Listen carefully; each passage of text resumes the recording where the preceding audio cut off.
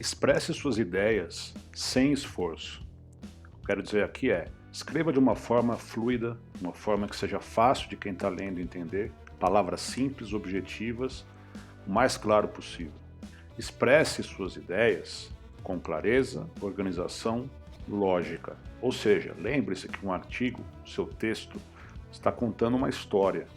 Então, é importante que essa história tenha começo, meio e fim, que ela seja clara, de modo que todo mundo entenda aquilo que está lendo, entenda por que está lendo aquilo naquele momento e se prepare para o que vem depois, o que significa, se isso acontecer, que há uma organização lógica no seu texto. Ao mesmo tempo, se você está contando uma história, você deve expressar as suas ideias rapidamente. Ou seja, não fique enrolando, não fique dando informações desnecessárias, informe apenas o que é fundamental para que o leitor entenda o seu texto, entenda a sua motivação, entenda o que você fez e por que você fez aquilo.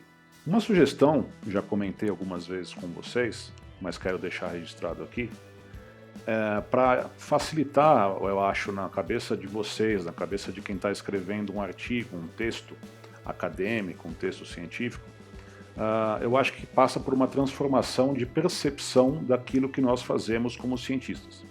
Imaginem que vocês vão conversar, estão conversando com alguém, com colegas, com familiares, enfim, e surge essa pergunta. Vocês vão passar muitas vezes por essa experiência, né, também com professores, com outros cientistas, já devem ter passado eventualmente.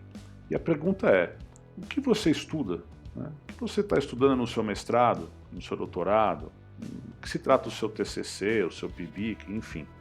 Infelizmente, muitas pessoas acabam respondendo automaticamente, quando alguém pergunta isso para elas respondem o sistema de estudo, respondem o grupo taxonômico, respondem o local de estudo, não é? Não façam isso. Tentem mudar a resposta de vocês, focando na hipótese de estudo de vocês, na hipótese ou nas hipóteses de trabalho de vocês. Ou, se você não tiver uma hipótese, na pergunta do seu estudo, ao invés de focar no sistema, né, no grupo taxonômico.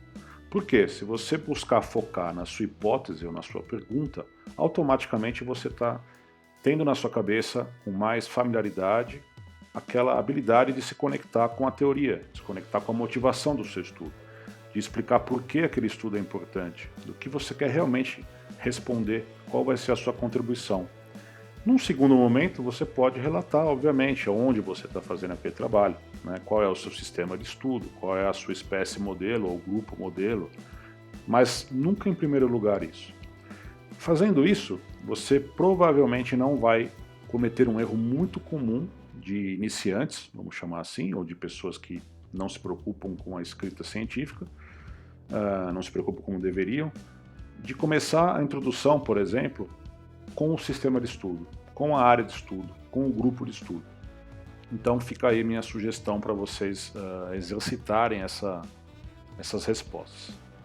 Lembre-se sempre, escreva frases que reflitam suas ideias. As frases devem ser muito claras e uma frase, uma ideia. Simples assim.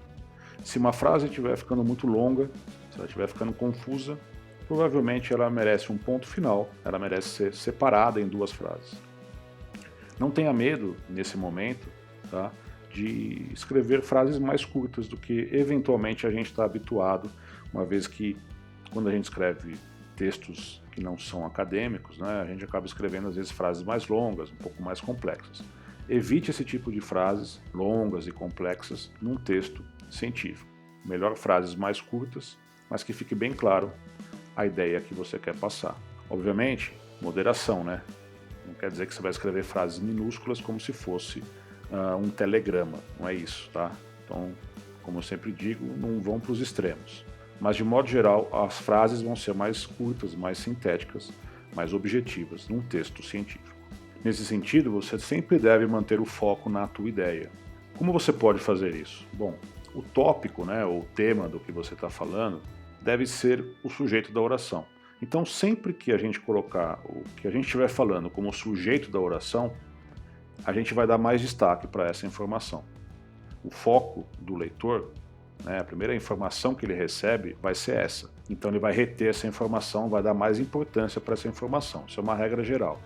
Na mesma lógica, quando você estiver escrevendo uma frase que é mais complexa, por exemplo, tem várias orações, né, ou eventualmente até um parágrafo mais complexo, né, mantenha sempre a ideia principal na oração principal, nunca numa oração subordinada. Eu vou mostrar uns exemplos logo mais. No caso do parágrafo, é aquela ideia de frase tópica, né? A ideia principal daquilo que você quer discutir no parágrafo vai aparecer logo no começo.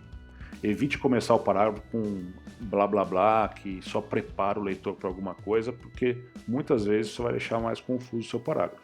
Por quê? Porque nós devemos sempre focar no fenômeno, né? Nos nossos resultados, nos resultados que outras pessoas encontraram, do que no fato que nós observamos alguma coisa, ou do que no fato que nós lemos alguma coisa na literatura. Percebem? Deem sempre destaque para o fenômeno. Jamais abuse da memória do leitor. Ou seja, o que é abusar da memória do leitor? É quando você obriga que o leitor leia várias frases antes de saber o que fazer com elas. Ou seja, quando você fornece várias informações que só vão ser úteis depois de 2, 3 parágrafos. Muita gente faz isso. Por exemplo, naquele caso que eu mencionei mais cedo, quando você começa uma introdução com um sistema de estudo. Eu começo a ler sobre o Cerrado, que ele é o maior bioma, o segundo maior bioma do Brasil, blá blá blá, e eu não sei por que eu estou lendo aquilo, porque eu vou descobrir isso depois, então isso é muito ruim. Outra sugestão aqui que está ligada com abusar da memória do leitor se refere a quando você escreve um texto muito confuso e que fica obrigando o leitor a voltar várias vezes e ler até entender o que você quis dizer. Ou então quando você enche o seu texto de siglas, como eu já falei em outra ocasião.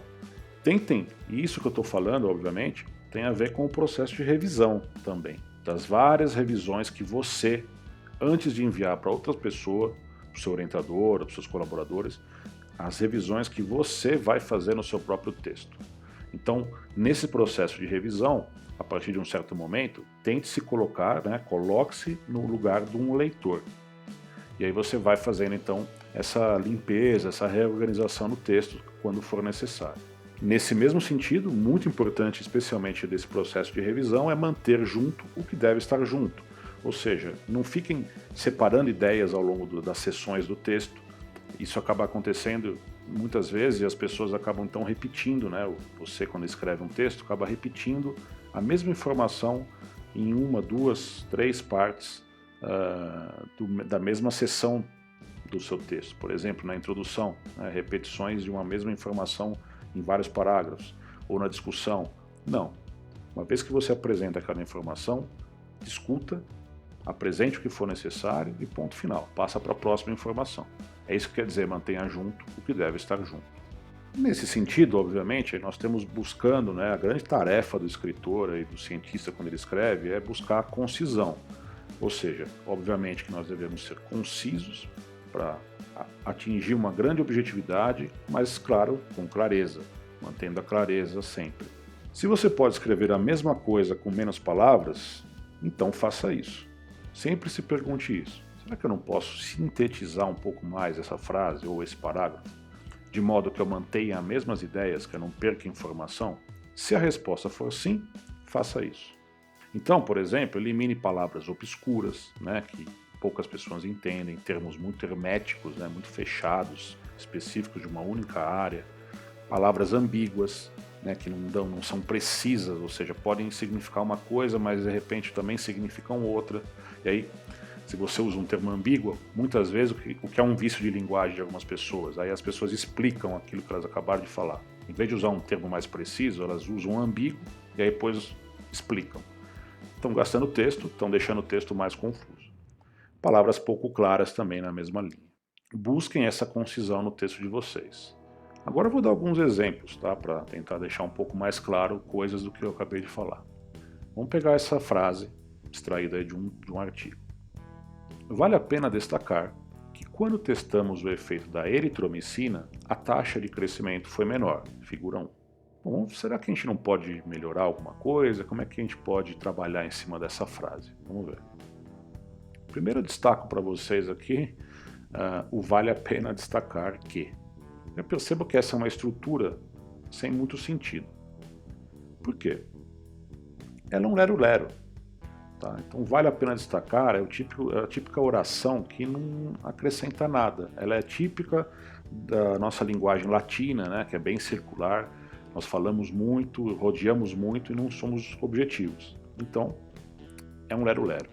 E outra coisa que também nessa frase de tá errado, né, não é recomendado, perceba que a ideia mais importante, ela está na oração subordinada. Ou seja, o que é mais importante nessa frase aí? Que quando testamos o efeito da eritromicina, a taxa de crescimento foi menor. Mas ela está subordinada a outra oração. Qual? Vale a pena destacar que além de ser uma oração que não diz nada, um pouco informativa ou nem zero de informação, lero-lero, a gente colocou a informação principal subordinada a esse lero-lero. Então essa é uma forma menos eficiente de escrever um texto. Ficaria muito melhor assim. Quando testamos o efeito da eritromicina, a taxa de crescimento foi menor, figura 1A. Então, desse jeito, vejam que é muito mais direto, sintético, menos palavras e a informação é transmitida com muita eficiência. Outro exemplo. Fica bastante evidente que a toxina impediu o crescimento normal do girino. Mais ou menos a mesma linha, né? Fica bastante evidente que, se você tem uma razão para mostrar, por exemplo, como eu falei em outros vídeos, o tamanho do efeito, então você mostra o tamanho do efeito. Mas fica bastante evidente, é completamente subjetivo. Então essa é uma forma, uma estrutura de muito ruim que vocês não devem utilizar. Por quê? Porque é uma forma de você tentar convencer o leitor de que a toxina impediu o crescimento normal do girino. Quem deve convencer o leitor? Já falei para vocês em outras ocasiões. Os resultados. Então o leitor tem que olhar nos resultados e falar, poxa, olha só, com a toxina o crescimento do girino foi, 5 vezes menor, mais devagar, teve uma alteração na morfológica muito grande. O leitor vai concluir se é muito evidente essa ação da toxina. Não você com esse tipo de frase, ou no caso oração. Além disso, ela é uma oração inútil então, né? Fica bastante evidente que essa oração não deve ser utilizada. Como eu disse, se você quiser demonstrar essa evidência, então é muito melhor que você use um tamanho de efeito, como eu já mostrei lá no vídeo dos resultados. Diga algo como, a toxina diminuiu em 5 vezes o crescimento normal do girino. Mas de todo modo, do jeito que está aqui, muito mais óbvio dizer, muito mais claro dizer, a toxina impediu o crescimento normal do girino. Essa forma é a mais aconselhada. Uma outra situação, um outro exemplo, ainda com esse mesmo tema do girino, quando a gente quer colocar um pouco aí de incerteza, eventualmente essa toxina a gente não mediu, a gente não tem certeza, né? Então, tudo bem, essa era a ideia do autor aqui, ele disse, é bem possível que a toxina tenha impedido o crescimento normal do girino. Tem duas coisas aqui que eu quero melhorar com vocês. É bem possível que, né, já está na mesma linha dos exemplos anteriores, e esse tenha impedido. Então, não precisa colocar 2 vezes essa incerteza, né? Seja mais preciso, seja mais objetivo. Provavelmente, vírgula, a toxina impediu o crescimento normal do girino. Transmite a mesma informação com muito menos palavras, de uma forma mais eficiente. Beleza? Então esses foram alguns exemplos, mas é nessa linha que eu digo para vocês buscarem a concisão. E vamos ver se esses exemplos eu espero que eles ajudem a vocês aí a irem se inspirando, vamos dizer assim, na hora de escreverem os próprios textos. Agora um exemplo um pouco maior.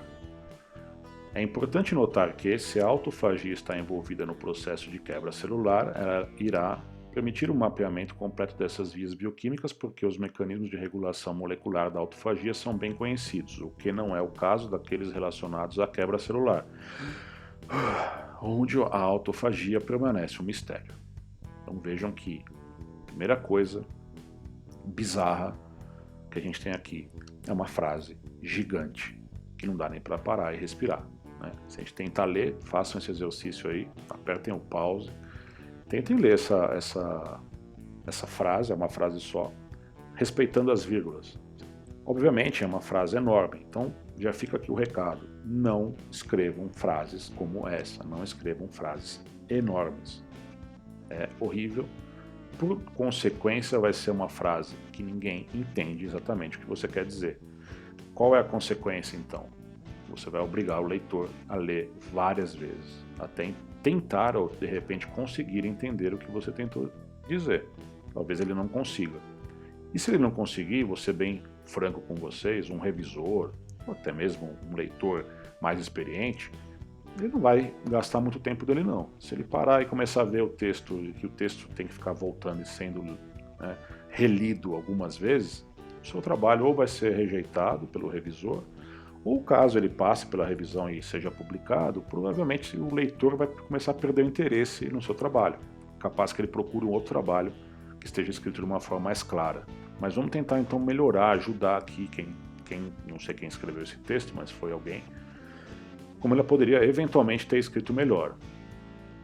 Então, vamos destacar algumas palavras aqui. É importante notar que, isso aqui vocês já sabem, né? Mesma linha dos que eu mostrei anteriormente. Mesma coisa, o que não é o caso. Também outro tipo de construção, oração que pode ser muito sintetizado, a gente vai ver como.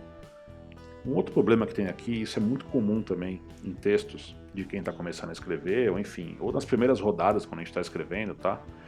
Lembre-se sempre, estou frisando bastante nisso, né, na questão da revisão. Não pensem que quando o seu orientador, que é mais experiente, por exemplo eu, que seja, né, o professor, o cientista mais sênior, que ele é uma máquina perfeita de escrever, né, que ele senta ali e na primeira sentada ele escreve sem nenhum problema o texto. Pelo contrário, a primeira vez que você escreve o seu texto, não tem problema se tiver algumas coisas que não fazem muito sentido, que você depois vai editar. Então estou frisando muito isso. Criem o hábito de editarem o próprio texto. Mas essa edição, ela tem que ser feita depois que você cria uma primeira versão do texto. Pelo menos de cada seção, tá? Então não tentem ficar se editando parágrafo por parágrafo, até que o parágrafo fique bem escrito, né, na sua opinião. Muita gente tem esse vício e é um grande problema. Por quê? Porque você fica preso naquele parágrafo, você tem a impressão que o tempo não rende, na verdade ele não vai render mesmo, você vai gastar horas naquele parágrafo e você vai começar a se sentir muito ineficiente. Isso vai começar a criar um feedback negativo no seu ânimo ali de escrever. Daqui a pouco você não está mais com saco de escrever, aí você deixa largado. Passa uns dias você volta para aquele texto, só que você volta com o mesmo vício, lutando para conseguir acabar um parágrafo. Então, a minha sugestão sempre já falei várias vezes para vocês, escrevam. Então, nesse caso aqui, a pessoa repetiu autofagia 3 vezes. Não é o ideal, mas quando ela vai corrigir isso? Na revisão, na primeira, na segunda, na terceira, autorrevisão. Como a gente vai fazer agora? E tem uma outra palavra que eu pintei aqui de verde, esse porquê, que é só para deixar claro que é um claro exemplo, né, dá uma boa indicação para a gente de que é um local onde a gente pode dividir essa frase, né? Então você tem uma afirmação, que é uma ideia, explicando da autofagia no processo de quebra celular, que isso vai permitir um mapeamento das vias bioquímicas, e depois tem uma explicação. Então é muito fácil, eu acho, de perceber, espero que vocês estejam percebendo isso, não sei, se não tiverem depois vocês me falem, né? Posso pensar em outros exemplos, a gente pode discutir, mas perceba como fica fácil desconfiar que aí é um bom lugar para você colocar um ponto final e começar uma outra frase, de modo que essa segunda frase ela seja a explicação do que você acabou de afirmar na primeira frase, que é exatamente isso que eu vou fazer aqui. Mas antes de eu avançar no vídeo, eu peço que vocês cliquem aí no pause, tente melhorar essa frase sozinho. Faça isso antes que eu prossiga. Quando você melhorar essa frase, aí você aperta o play de novo e vamos ver se o que você fez se aproxima daquilo que eu fiz. Não tem, obviamente, uma solução única, tá bom? Cada um pode melhorar essa frase de diversos modos. O importante é que a gente melhore em alguns aspectos. Vamos lá. Quando você terminar, aperta o play.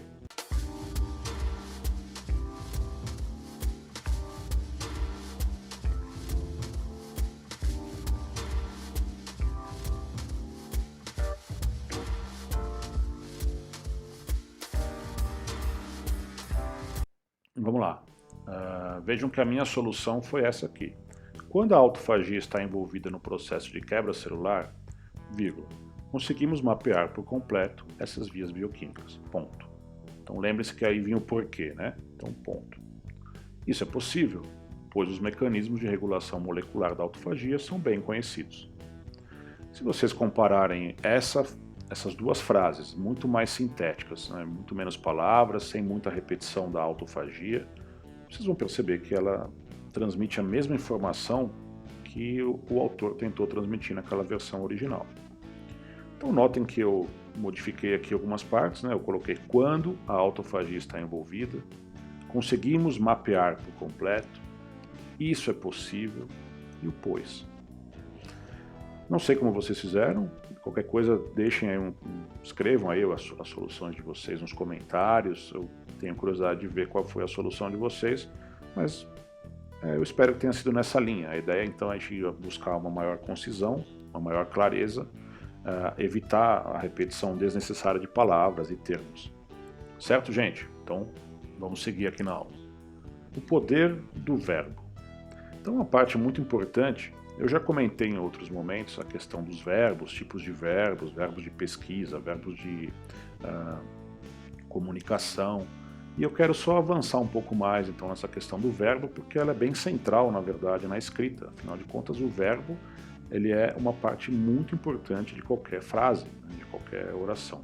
É por isso que muito da força, do impacto de uma frase e, consequentemente, do impacto do texto, vai estar ligado no verbo empregado, na escolha do verbo. Muito importante que vocês escolham bem o verbo ou os verbos que vocês irão utilizar, dependendo da circunstância, dependendo inclusive do que vocês querem dizer. Talvez vocês nunca pararam para pensar nisso, né?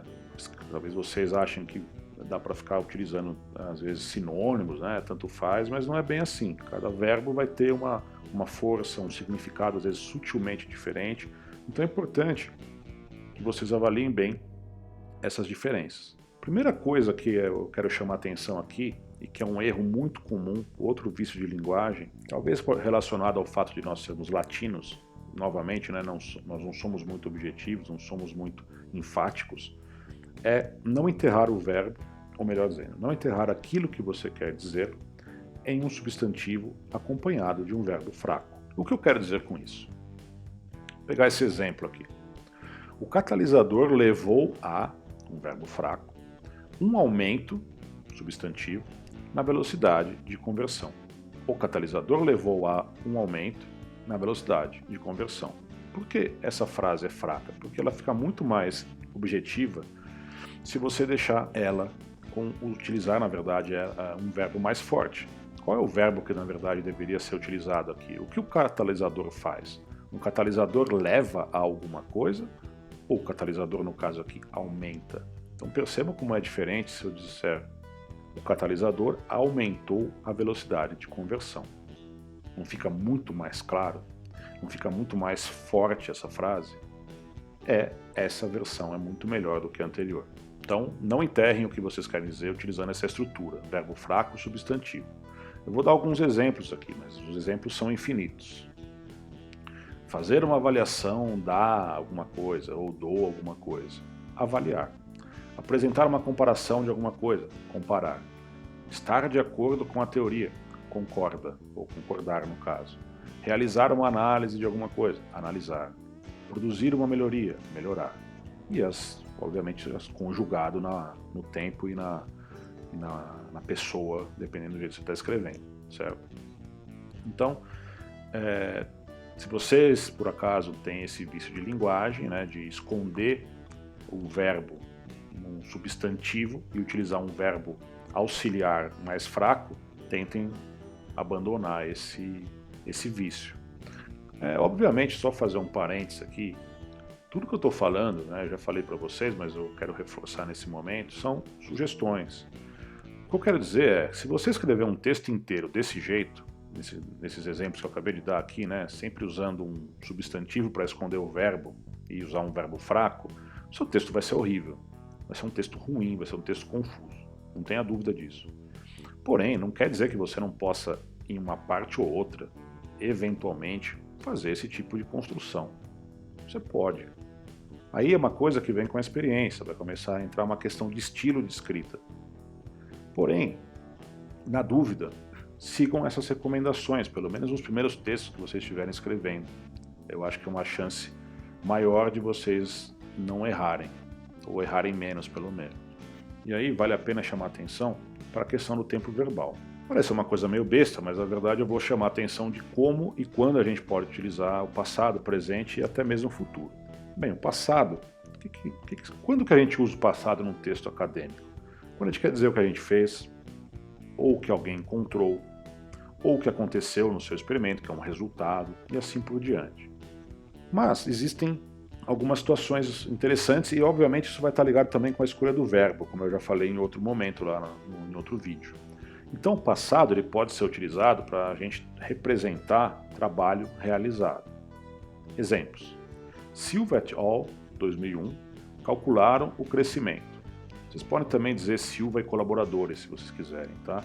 Até acho que fica melhor do que et al., que é uma expressão latina.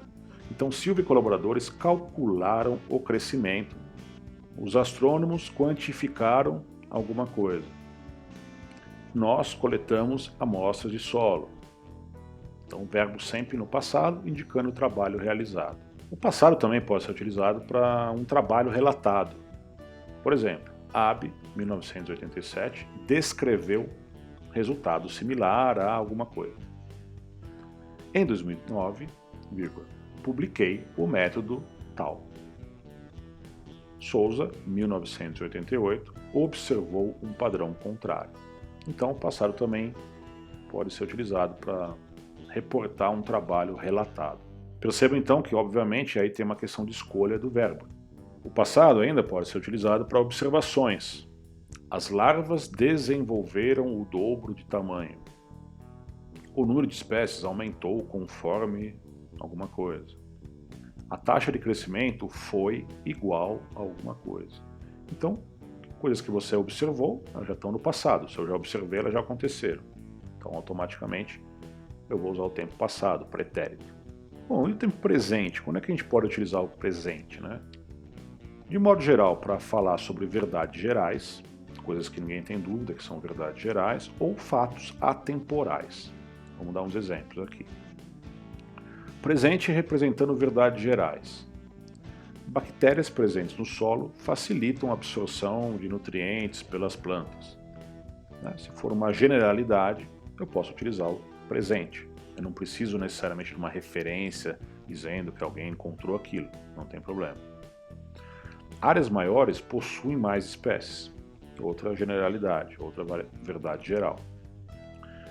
Por exemplo, fumar aumenta o risco de câncer no pulmão. Uma verdade geral. Então, nesses casos, eu posso utilizar o presente. Se eu quiser falar de algo mais específico, obviamente que eu vou então refinar essa informação e provavelmente eu vou me referir a algum outro estudo e aí eu vou, nesse caso, utilizar o passado. Um outro momento que a gente usa o presente é para falar sobre fatos atemporais. O que são fatos atemporais? Vamos dar alguns exemplos aqui. Este estudo apresenta uma revisão de tal coisa. Então lembre-se também, a gente viu lá no vídeo sobre a introdução, quando a gente quer utilizar o nosso documento como sujeito da oração, e a gente vai utilizar então verbos de comunicação, a gente utiliza o presente, porque esse estudo apresenta uma revisão. Ele não fez isso no passado, não vai fazer isso no futuro. Ele é um estudo que sempre que alguém estiver lendo, está no presente. Então, ele apresenta uma revisão. Ou então, o método X assume que a distribuição é normal, presente. Não faz sentido usar outro tempo verbal. Silva e Garcia, 1982, discutem os riscos de fumar para contrair aí câncer. Então, também é atemporal. Eles discutem, percebem que é outro verbo de comunicação. Se fosse um verbo de pesquisa, se vocês fossem informar o que Silva e Garcia encontraram, aí seria passado. Percebe a diferença? É legal vocês terem essas ferramentas à mão, até para elaborar um pouco, fazer um texto um pouco mais interessante. Se eventualmente aparece um presente quando for possível, quando fizer sentido, é interessante, dá uma quebrada também no tempo verbal. Por fim, o futuro. O futuro é um tempo verbal que raramente a gente utiliza, poucas vezes. Tem muitos artigos, muitos textos que vocês vão escrever que nunca vai aparecer o futuro. Mas quando ele aparece? Bom, ele aparece quando nós queremos falar de perspectivas. Então, quando você estiver falando de alguma possibilidade de complementação do seu estudo, algo que você vai fazer em outro trabalho, algo que as pessoas deveriam investigar, faz sentido utilizar o futuro. Exemplos. Em um próximo trabalho, vírgula, avaliaremos esse resultado a fundo, com mais detalhes. As implicações para a conservação deverão ser avaliadas no futuro.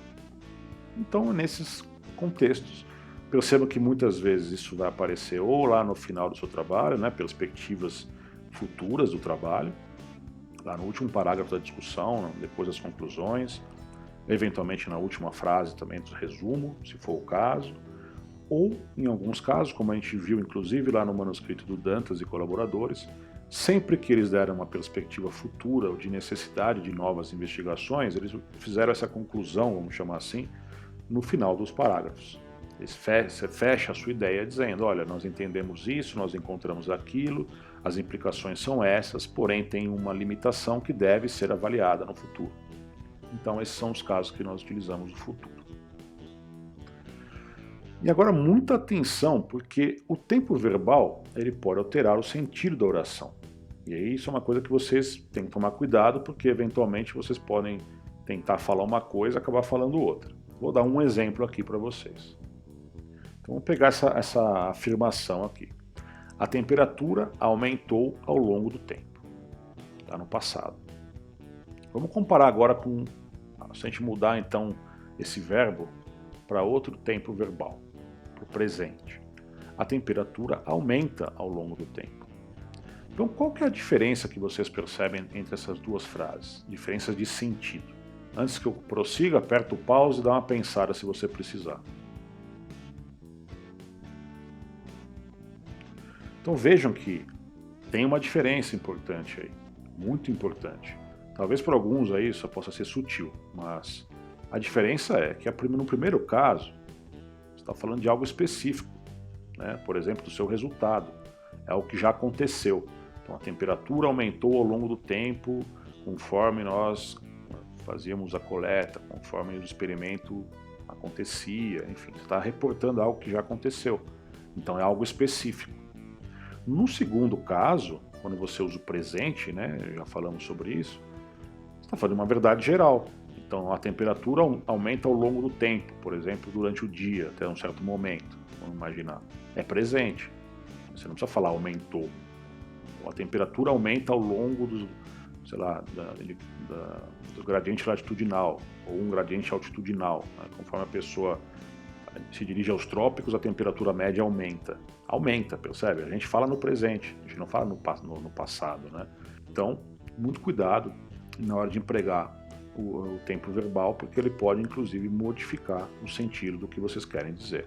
E uma outra coisa, então, para fechar aqui essa questão de tempos verbais, é que é muito interessante que a gente pode combinar numa mesma frase, né, tempos verbais. Vou dar um exemplo aqui que vocês vão entender facinho.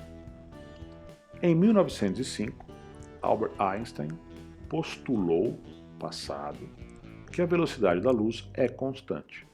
Então, aqui a gente está misturando, né, dois tempos verbais, o passado e o presente. Por quê? Bom, a velocidade da luz ela é constante, isso é uma verdade geral.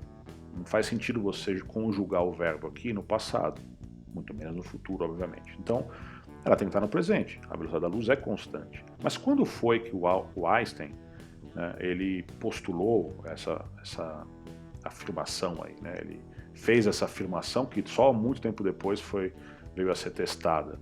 Foi no passado, foi em 1905, por isso postulou. Então, em 1905, Albert Einstein postulou que a velocidade da luz é constante. Perfeito? Então percebam que é possível aí combinar tempos verbais numa mesma frase. Também é uma outra questão legal, pode dar uma quebrada, fica uma coisa mais interessante para o leitor, que obviamente só faz sentido fazer isso quando estiver de acordo com o que vocês estão querendo dizer, né? Não estou dizendo aqui que vocês têm que ficar buscando essas estruturas a qualquer custo no texto de vocês. Voltando então aqui para fechar sobre o poder do verbo. E aqui eu vou falar de um tema um pouco mais polêmico para algumas pessoas aí da academia, especialmente brasileiros, né? Prefira sempre a voz ativa, ou seja, primeira pessoa, né? Nós coletamos, eu amostrei, eu encontrei, nós avaliamos. Por que a gente deve preferir a voz ativa? Porque ela é mais objetiva, você vai utilizar muito menos palavras para dizer a mesma coisa. Ela é muito mais clara, afinal de contas o sujeito não está oculto, está muito claro quem é que é o sujeito da oração, quem está desempenhando aquela ação, então fica muito mais direto. E por que eu estou dizendo isso? Porque muitas pessoas, e aí eu não sei porquê, né, na academia brasileira, ainda defendem, né, a voz passiva como a voz correta para textos científicos. E aí vocês vão pegar aqueles textos, tem vários aí, podem procurar, tenho certeza que vocês conhecem vários, inclusive o pior texto que eu já escrevi na minha vida, que vocês estão aí trabalhando, está todo na voz passiva. E inerentemente a voz passiva é mais longa, então você precisa de mais palavras para dizer a mesma coisa. Ela é muito mais confusa, porque não deixa claro quem é que fez, se foi você, se foram outras pessoas, se é uma coisa geral. Ela vai na contramão do nosso principal objetivo ao escrever um texto científico bem escrito, né? Ela vai na contramão da clareza, do foco, da objetividade, da concisão. Nesse sentido, eu vou até dar um exemplo, para não dizer que só sou eu que estou falando, mas vocês vão encontrar essa recomendação, por exemplo, na seção de área com instruções para os autores, né? Então aqui eu peguei só da Oikos, que é uma revista tradicional na área de ecologia, e eles deixam bem claro aqui, né? Linguagem. Manuscritos devem ser em inglês. Então, tá. O uso da língua deve estar correto, beleza. Mas aí eu destaquei aqui, evite o uso da voz passiva. Por quê? Pelas razões que eu acabei de mencionar para vocês. Então, aqui eles estão deixando bem claro na revista que eles querem que você evite o uso da voz passiva. O que é importante? Evite. Então evite não quer dizer não use a voz passiva. Use com muita moderação.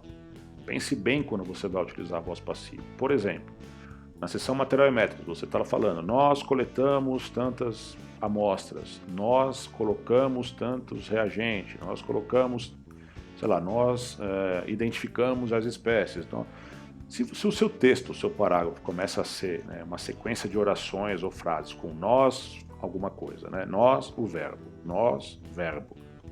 Uma hora pode parecer aquela ideia de telegrama, né? Uma coisa meio robótica. Não tem problema, você pode quebrar no meio ali com a voz passiva. Por exemplo, nós amostramos 100 parcelas em áreas de cerrado, onde foram mensurados indivíduos de plantas com, sei lá, DAP maior que 5 centímetros. DAP é diâmetro na altura do peito, para quem não sabe, né? O diâmetro da árvore. Então a mistura, eu começo sempre com a voz ativa, de preferência, por quê? Para deixar claro que, né, é um trabalho que fui eu que fiz, ou foram os autores que fizeram, mas lá no meio eu jogo uma voz passiva, porque já tá implícito que eu estou falando do que a gente fez no trabalho. E aí tudo bem, ter uma voz passiva ali para dar uma quebrada, para não ficar, né, essa repetição meio robótica, né? Nós fizemos, nós coletamos, nós amostramos, nós analisamos, etc. Então, com parcimônia não tem problema você utilizar a voz passiva, mas evite excessivamente usar a voz passiva. Na dúvida, escreve na voz ativa, combinado? E por fim, só para ficar bem preso aí na cabeça de vocês, escolha bem os verbos. Escolha muito bem os verbos que você vai utilizar. Isso vem com prática e aí vem com muita leitura, né? Como eu sempre falo para vocês. Porque ler bastante significa que você vai ter mais vocabulário, você vai conhecer mais verbos, você vai perceber que os autores utilizam os verbos em quais situações para informar qual tipo de ideia ou para transmitir qual tipo de informação. Então faça uma boa escolha dos seus verbos. Por fim, aprenda a escrever, como vocês já estão cansados também de escutar aí, talvez, né? Estão imaginando que vai aparecer agora, mas não sei se é o que vocês estão achando não. Aprenda a escrever escrevendo. Então, nesse caso, criem esse hábito de escrever o máximo que vocês puderem. Não deixem para escrever os textos de vocês só lá no final do prazo que vocês tiverem. Isso vale para qualquer coisa, para tese, para artigo, especialmente para artigo, já pegando aqui uma oportunidade de falar isso para vocês. É importante que vocês trabalhem com o hábito de escrever, porque é importante que vocês escrevam dentro de certos prazos. E uma revisão de um artigo vai ter prazos muito curtos às vezes. Então, se você criar o hábito de escrever sempre, você vai não apenas aprender a escrever, cada vez você vai escrever melhor, cada vez você vai escrever com um pouco mais de facilidade e também rapidez. Desconfiem, né, de respostas mágicas, né? Escreva um artigo em uma semana, escreva um artigo em 10 horas, como eu já vi na internet por aí. Isso é coisa de louco, né? Você vai escrever um artigo lixo, pode ter certeza, ninguém escreve um bom artigo em uma semana, ninguém. Nem o cientista mais foda da tua área. Porque não dá tempo de você colocar direito as ideias no papel, e porque um bom cientista, com certeza ele quer fazer algo que pode ser um pouco melhor.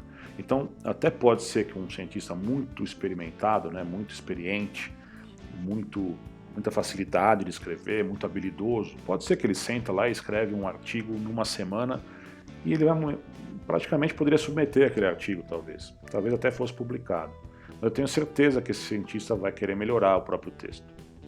E aí ninguém consegue escrever então super rápido.